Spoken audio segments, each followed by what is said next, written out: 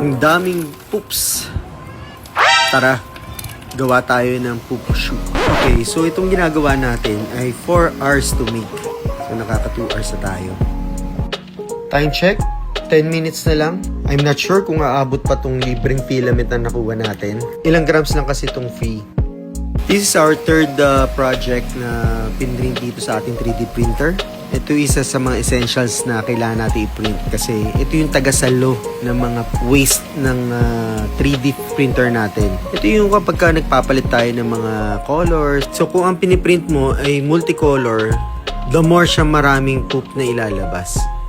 Kundi magiging kalat-kalat siya sa sahig. Dahil ngayon lang natin to na-experience, ano kaya mangyayari kapag naubos yung filament? Well, sana tumuloy siya at matapos yung project natin. Dahil wala na tayong color green. Okay, so far, nawala na yung filament dito sa AMS natin. So tumutuloy-tuloy pa rin naman siya.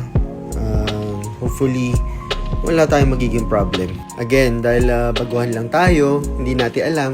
So nag-experiment tayo kung anong mangyayari. So makikita natin dito sa likod, ayan no? May color green. So, nandyan pa din yung filament natin. So, tumutuloy-tuloy pa rin siya sa pag-print. Dire-diretso pa rin naman siya.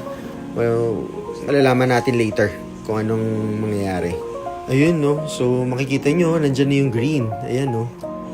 So, paano kaya yan mamaya, no? Kung tutuloy ba siya? Kailangan ba natin siyang hatakin or what? Mauubos ba siya? Hanggang sagad na sagad? Yan, tapos na. So, natapos naman siya. Ayan, kung makikita mo, may mga lalagyan siya ng mga magnets para dumikit siya dun sa P1S natin. Yan. Dito natin siya ilalagay. So, makikita nyo dito sa may likod, dito lumalabas yung mga waste dyan, dito. Yan. So, yan. Matatapon siya dyan.